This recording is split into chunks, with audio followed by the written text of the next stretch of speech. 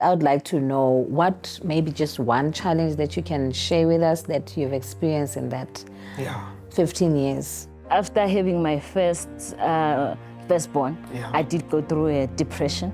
I can truly say it was just spiritual attack because him continued to be a man that he's been. He never did anything to make me sad. I was depressed somewhere, somehow I just got into a sinkhole emotionally. But yeah, he was there to support me.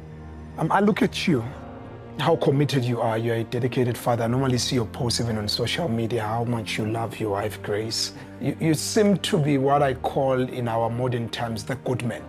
I'm striving to be a better man. But what grounds me most is that I always try by all means to become the father I wish I had. That is why you'll see me, I'm playful with my kids, I'm playful with her. What I'm doing, I'm also doing that to heal from any broken past. Would you say your husband is a good man? You know what, I am truly, truly blessed. I always tell him, you know, there's things that God gave me. And he gave me Jesus and then he gave me him.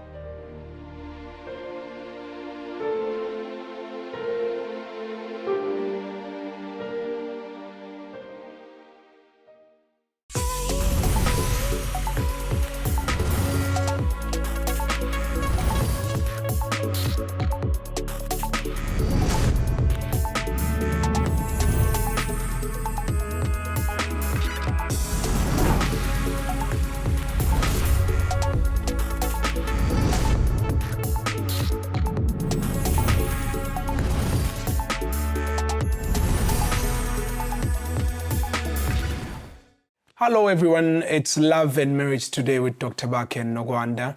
It's awesome. Thank you so much for your comments on YouTube. Thank you for subscribing.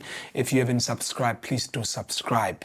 We're just talking about love and marriage, and we do have guests today. Just an update, there's the marriage conferences. We're from Polokwane. We had a sold-out event. There's Amazing also Mpumalanga conference coming up. And also KwaZulu-Natal conference coming up. Maybe let me allow you to welcome our guests. All right. Hi, everyone. Thank you for joining us once again today. Yes, today there's a bit of a difference. It's not just us, but we have our wonderful guests. I'm going to ask that they introduce themselves as we are about to start and hear about their story. So over to you. Hey, ladies first. Ladies first. Okay, hello everyone. My name is Grace. Wow. It's good to be here. I'm so excited. Thank you so much. Thank you for being here. Hello everyone, my name is Mlungisi. I'm with my wonderful wife. We've been married for the past 15 years. Hey. And we are still going strong. There's still fire. And I still love her to bits. Thank you. Wow. Just to jump into it, we knew each other from school. We were together in high school. We're in a boys' school, Salesian High, known for its notoriety. Our school was known for gangsters and everything. That's where we met. And I happened to receive Christ earlier in my life, so I was kind of like a church guy at school. But I don't recall you at a SCM or something. The Christian body, you were not there. You were not there. But now I've seen you to be a responsible man. What happened, the twist to becoming, what happened? Thank you for the beautiful question. For me, I so much believe sports really changed my life, really changed the way I see life. Because most of the time when we're there at school, you find that we have a lot of options. Whether you take drugs, whether you become naughty, whether you abscond school. There was no that much accountability. But for me, when I joined sport taught me a lot of discipline, taught me a lot of how to understand who I am before others. So because I used to be a taekwondo teacher, by the way, instructor from 3 at the Salesian High. And I used to play volleyball. And Athletics, I tried there and there, but I must say sports has been a great help for me to align and to be disciplined the way I am. Then along the way, I find Christ. Oh, okay. Amen. Okay, quite interesting. Do you think you finding God helped you to be a committed husband? It saved my life. It didn't even, because before I became a husband, I had to understand who I am first. So I had to understand what is self-love, what is self-help. Because now I grew up in an environment where you find yourself, you must be a thinker. You must be a strategist on your own. You don't account to anyone. So you come back from school, there's no one at home.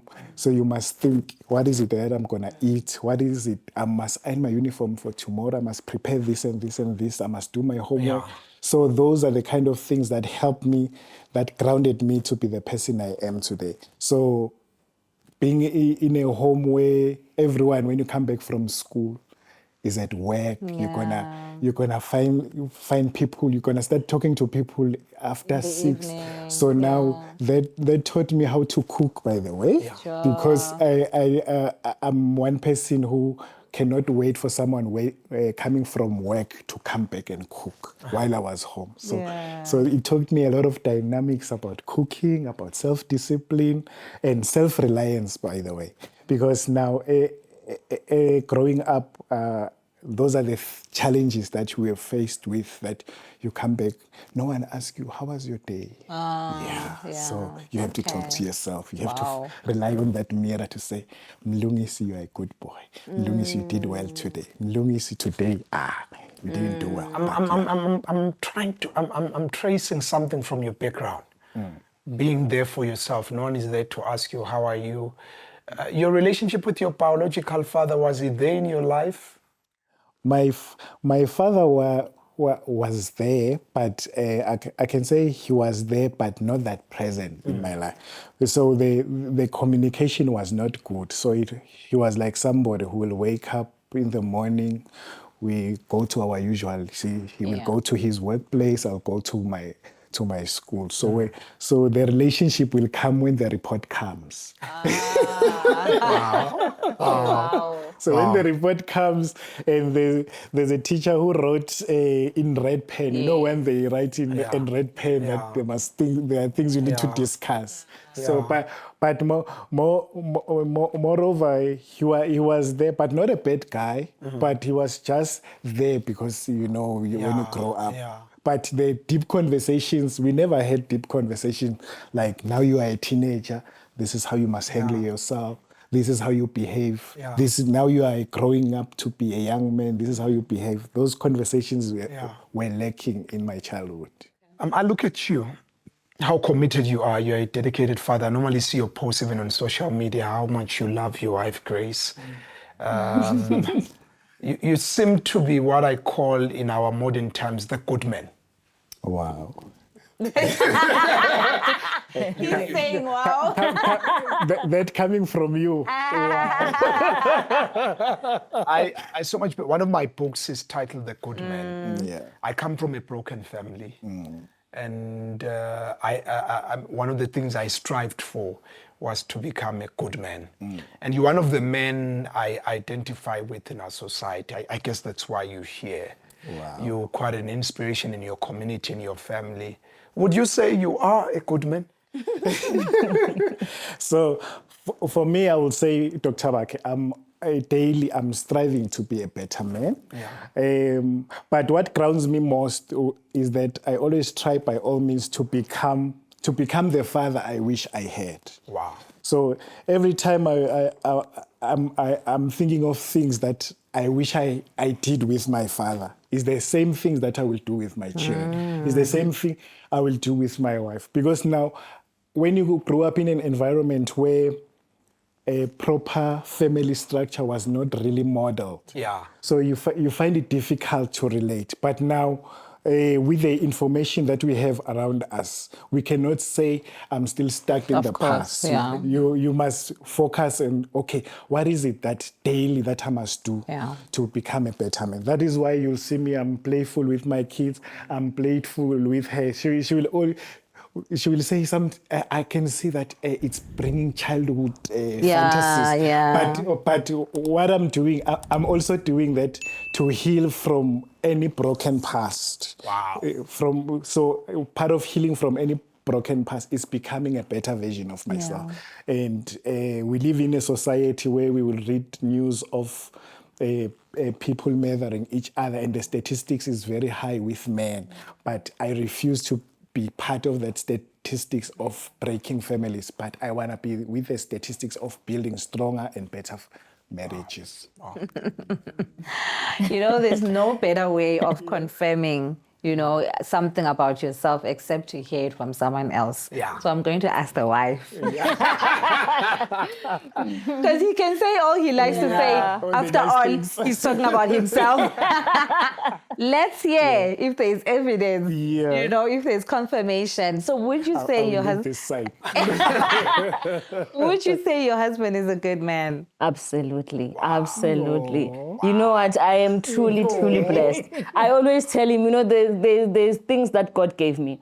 And he gave me Jesus, and then he gave me him. Yeah, you know, those are things that makes life amazing for me. Amazing.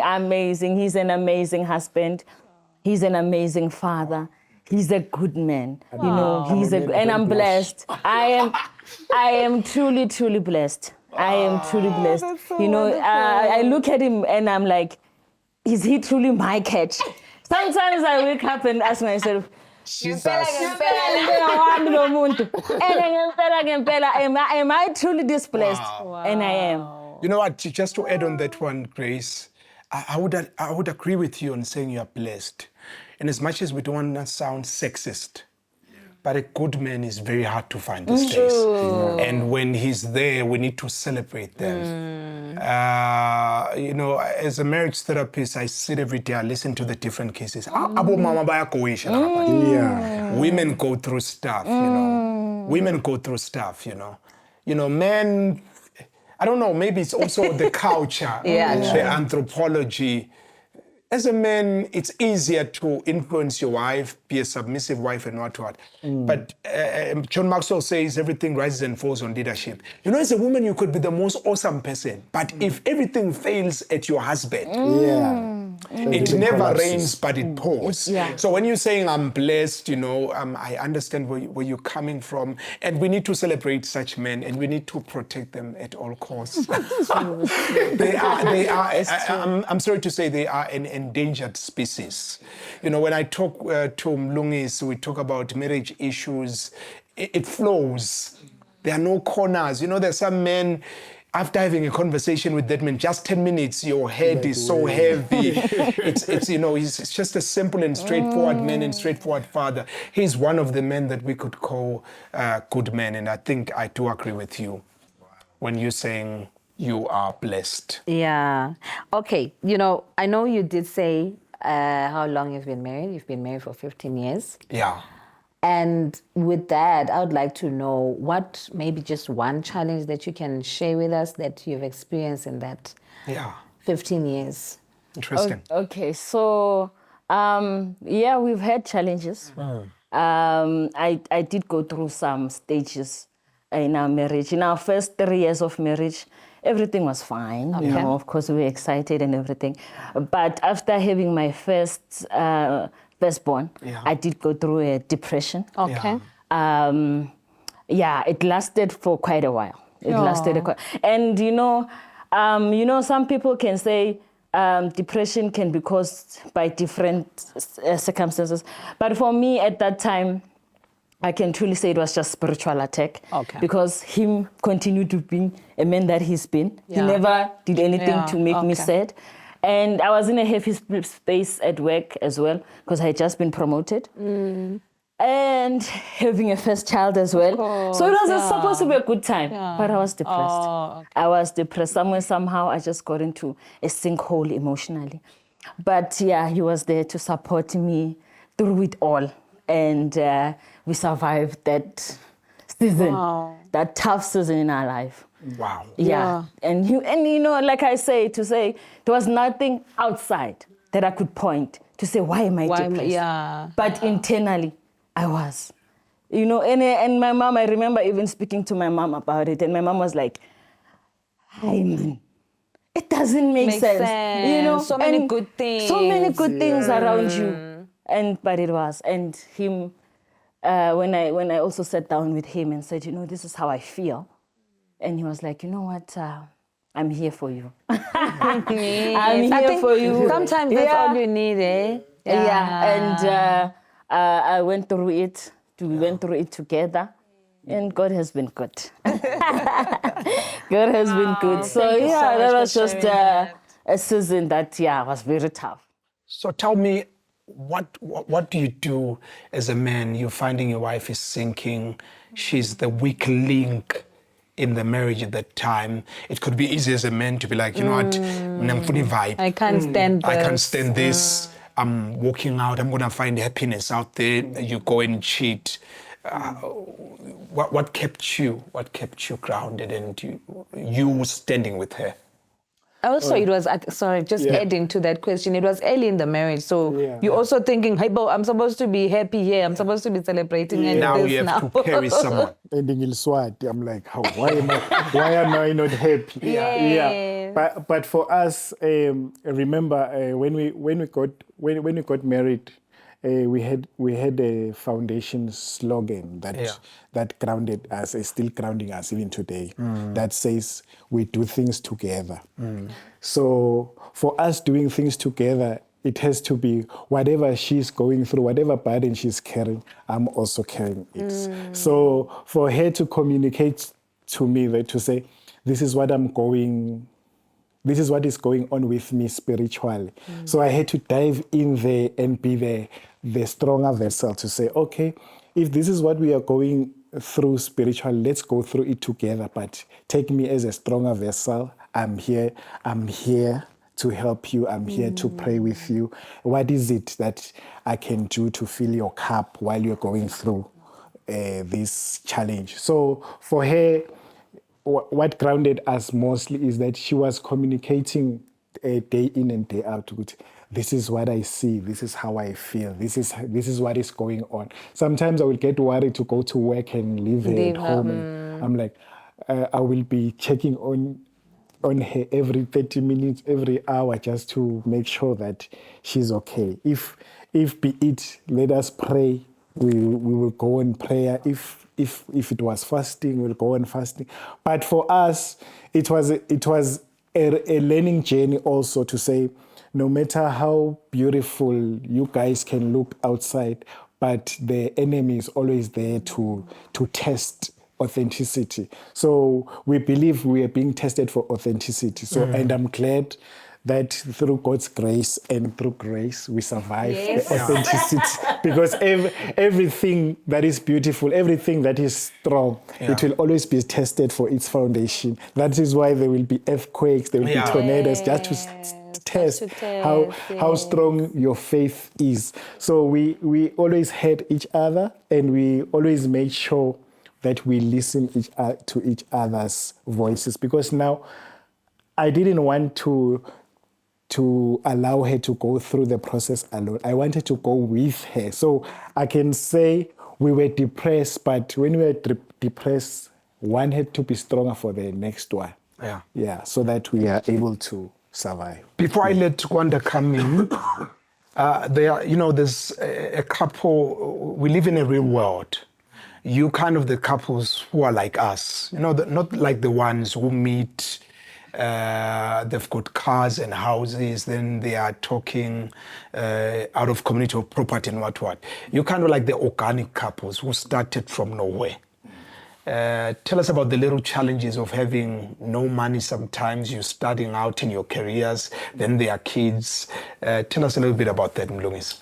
So for us, that has been a very tough journey, but to navigate through that, it has to be us giving each other a chance to say, this year you are the one who's studying. Next year, I'm the one who's so we've been interchanging. Studying, interchanging. Yeah. So now when she is studying, I'm the one who's helping with the cooking. I'm the one who's helping with the kids' homework.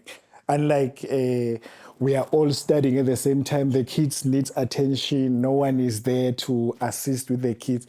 So for us, it has been like that we give each other chances. Yeah, wow. Because now sometimes you can rush education and lose out a family. So it is important for us to find that balance, to say, okay, my darling, when you are studying this year, you're saying you're finishing in November. Let me register for next year so that we hold each other accountable, by the way, to say, okay, in your process of studying, but please make sure that you can find 30 minutes, we can take walks with the kids, we can have fun. You cannot be always focused in a book. So, So, but it has been...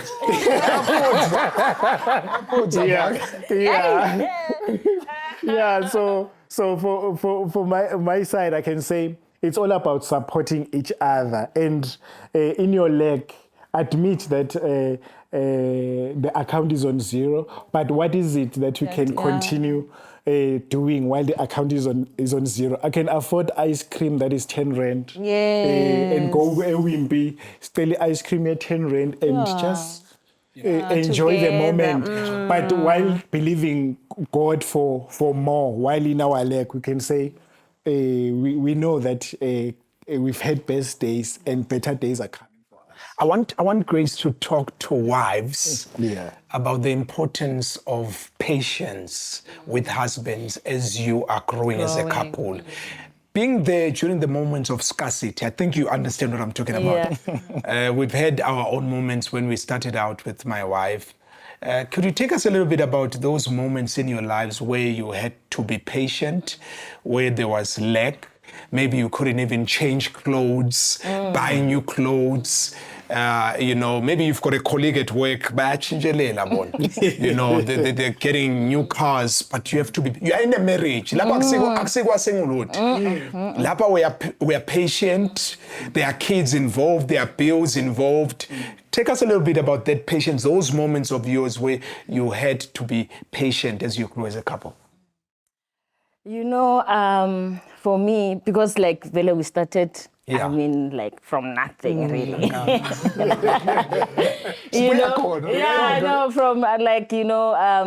But the vision, for me, I think that's what keeps... the vision. The vision he had, to say, this is where we are going. Have a vision, sir. This is where we are going.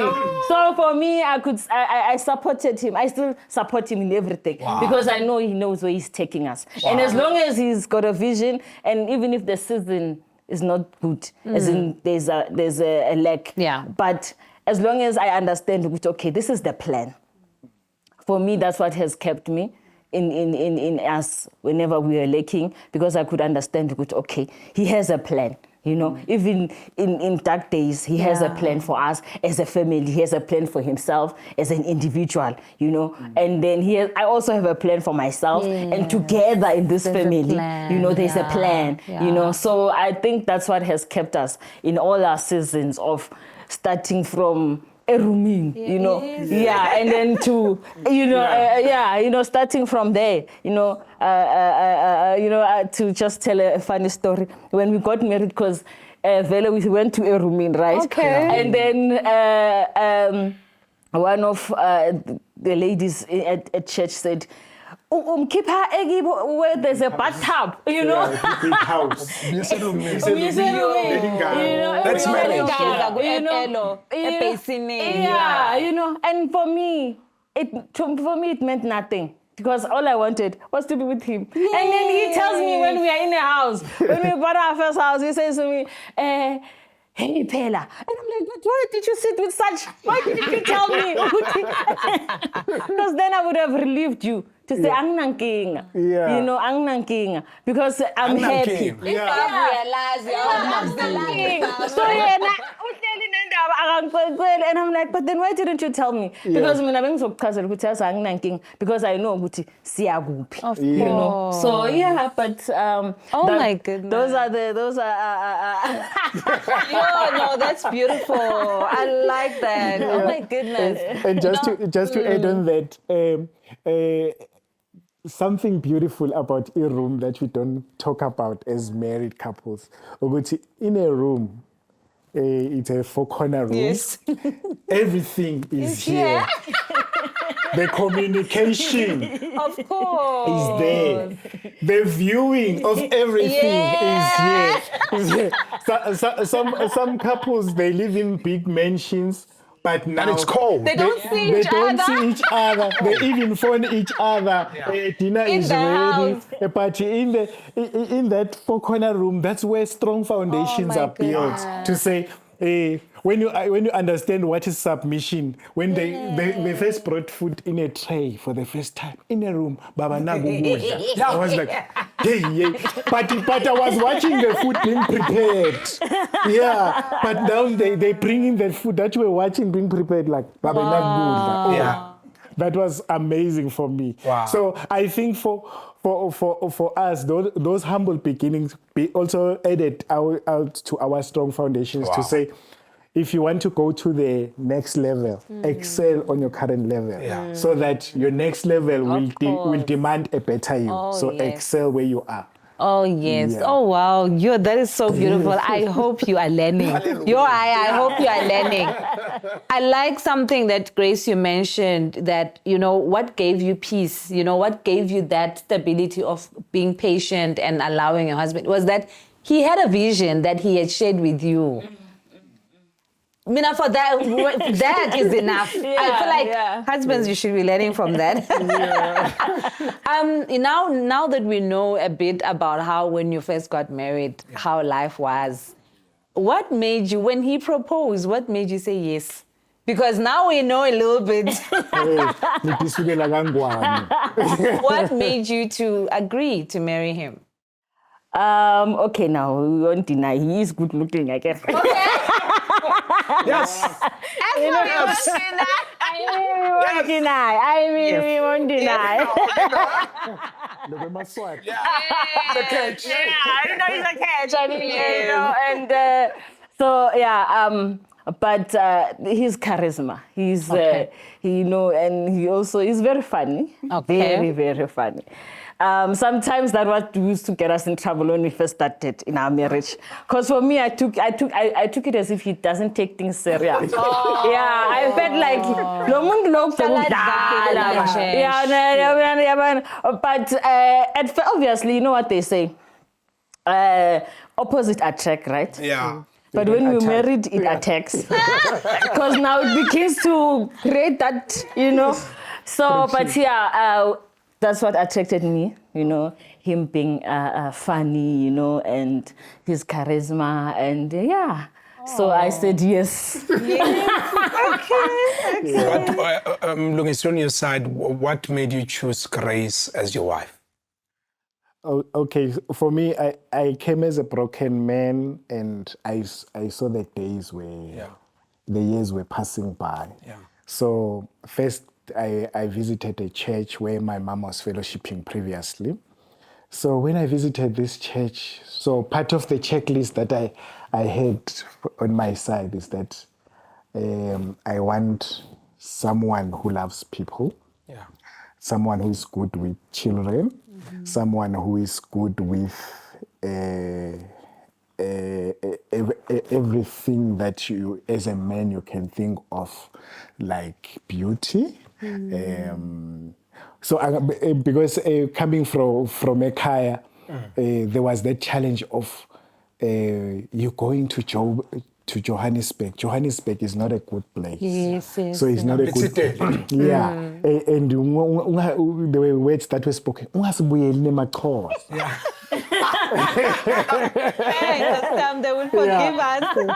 And God having a sense of humor, he blessed me with a Xhosa woman. Yes. So but when I found her in church, she was serving in the youth. She was busy up and down.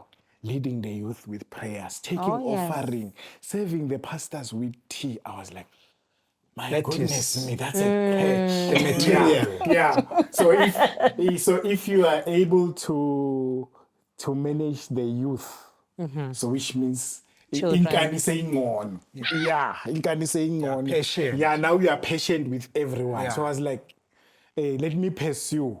Because they were, you know, the word of God that God spoke to Abraham when he said, Abraham, I think it's Genesis 12, Abraham, leave your country and go to a land that I will show you. I will make your name great. Yeah. So for me, leaving that country, coming here, so that scripture to me came alive to say, oh, Mlungisi, leave the country and go to a land that I will show you, and I will make your name great.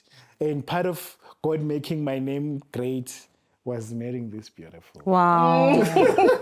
Wow. Yeah. So, and that she had a relationship with herself, like noma ngabe bengimphetha nge-100 rand, because when we met, when I was not even working, she was still at high school.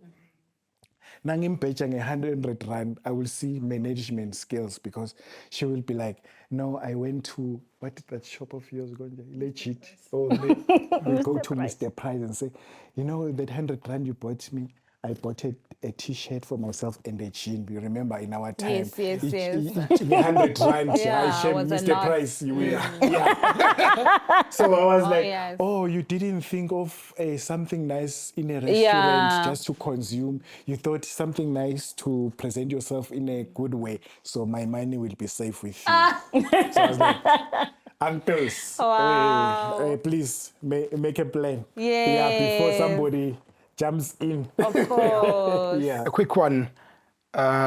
We talk about lifestyle. Yeah. Are you a person that consumes alcohol? By God's grace, the only alcohol I can consume is that one when you have cough mixture. Yeah. That one that says, be careful, it might cause drowsiness. Yes. But by God's grace, God saved me a long time ago from such I'm a principled man, by the way. A principled man will never touch anything that destroys families. So I come from a background where in my neighborhood, alcohol was the order of the day. Wow. So when you come from such neighborhood, as I mentioned earlier, that part of being a good man is becoming what you wish. What you didn't have. What you didn't have. So I saw how alcohol destroyed society. I saw how alcohol destroyed. You can even relate when you travel to home. You see the people you were at school with. Yes. Some of them, they call you Bramlu. When you look at, oh, this guy, I was with him from 4. But he looks older than you. But for me, I thank God that I was delivered from that. I was like, I even hate an advert of alcohol. With passion. Because I don't want anything that associates me with that, because sometimes your genealogy, you never know how the enemy has trapped you. No matter how I can be stressed, I can cry in her shoulders, not in a green bottle. You know what? You remind me of my homestead. There was a storeroom. In the storeroom, wakunama crate. I remember them as a boy. Wakunama crate. I figure out business. And not business. It's my dad only. Not one crate or two, a whole room of crates. Budget. No, they accumulate over the old ones. They accumulate over the year. So I recall sorting them, not full, empty bottles, but they've been consumed. And Imperial Akaya, they'd be there. So for me, it takes me somewhere. I think it's what made me to decide not to partake in alcohol.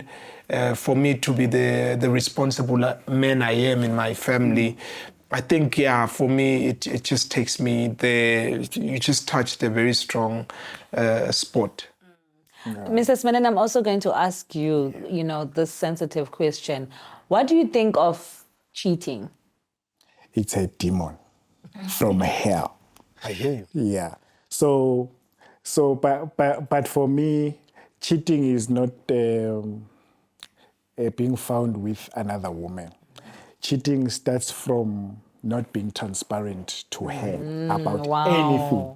So whether it's another woman or giving back her something, a side deal. Hey, back you are saying you're stuck to go N1. Let me give you the 4,000, not declaring to her. Yeah. For me, that's how I define cheating, because society has defined cheating as being found with another woman. So it's deeper than that. Sure. So cheating is also what you consume that you are not proud of when she's around. Yeah. So when I can watch a certain video in my phone, and when she can be behind me and say, "What are you watching?" and I can say, "Nothing." Then That's how the demon of cheating has crippled in. So for me, cheating, it has to be doing something that is ungodly, that you are not proud of as a man. So be it having another woman, be it doing something that you are not proud of. Even your kids can say, "How dare you doing that?" So for me, it's like, I have cheated on their future. I have cheated on their belief system. So cheating for me, that's why I'm saying it's a demon from hell that one does not need to even look at. You just need to separate yourself from. So because it has many categories. Interesting. Grace, what do you do for fun as a couple? Okay, so Tina, because we love each other's company. For I mean, to be around each other, for us, it's the best. But we like to go out hiking. We enjoy breakfast. We like breakfast Saturdays and Sundays after church.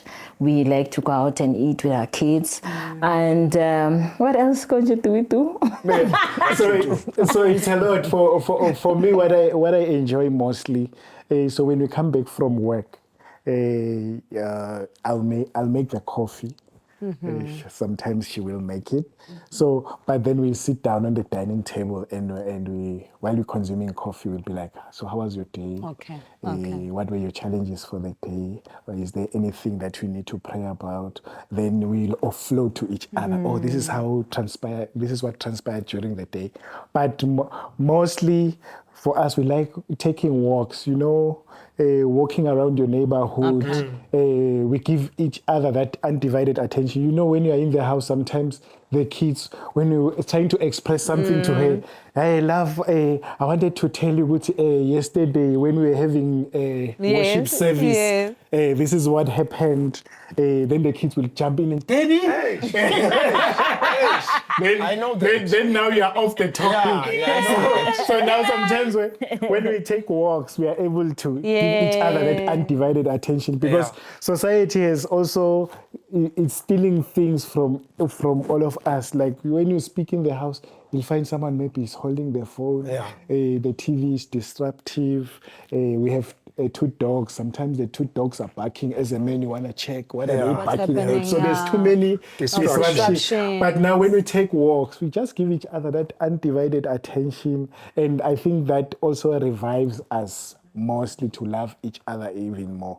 But besides from going out, I think I enjoy working with her. Wow. But she has become a friend, my best friend. So actually, somebody commented the other day, "You guys are twins. Everywhere you go, it's like you are twins." We are twins. So when you love me, you better love her, because everywhere I go, she's there. Unless it's a med conference. Unless it's a men's conference. Okay, maybe last one. So I can assume, or I'm just suspecting, that it's not always rosy. You're not, as much as he's a funny guy, but we're not always laughing.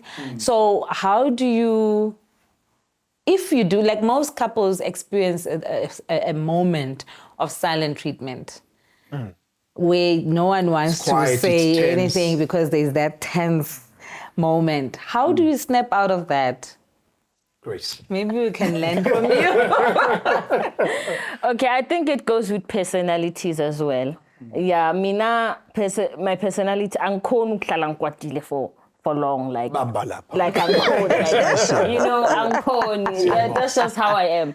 And then because of him being the personality he can't go for longer, you know. So if let's say we can have an argument, maybe we're not gonna say but in the morning it will be fixed. Master okay, mina bengit, you know, and then we just get into it. I mean, it doesn't even last 24 hours. I mean, 24 hours is too much. 12 hours is a lot. You know, 12 hours is a lot. I think not the way you sing a corn, it also helps us. Because sometimes I'm offended by something. Yeah. And then I'm talking and say something I'm offended. I'll quickly come back and say, Kanti, you know, now, but I didn't like the way you said it. And then we come out of it very quickly. Wow, I appreciate the sense of you always fight towards each other, not away from each other. Hey, come along, you know. One of the things I've learned is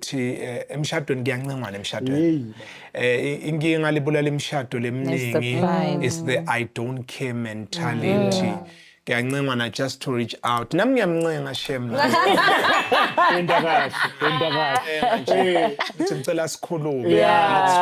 you know.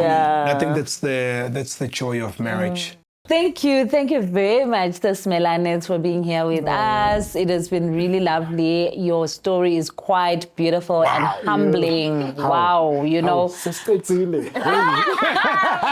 know, because the time just goes too fast. I swear. The time just goes. It was fun. It was fun also, yeah. So, but thank you very much for sharing with us. Also, you know, there are some things that you shared with us that, you know, where it's something that is quite sensitive and in your heart, but you shared. So thank you.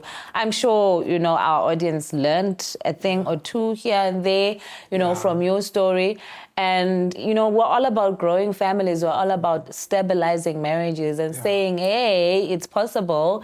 You know, they've been married 15 years. Some people have been married that 3 years where you're struggling and they were thinking this is the end.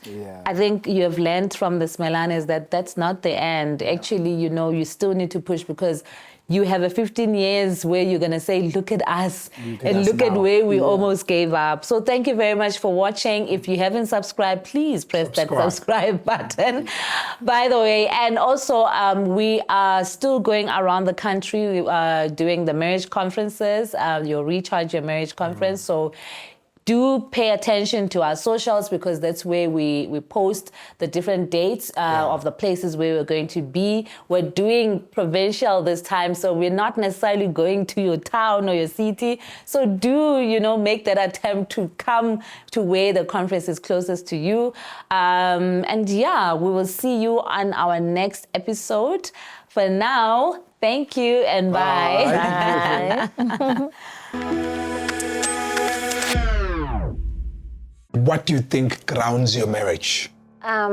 What grounds our marriage to me is that we fight to build. Wow. Okay. Because when we disagree on things, remember, we are building. Don't kill me.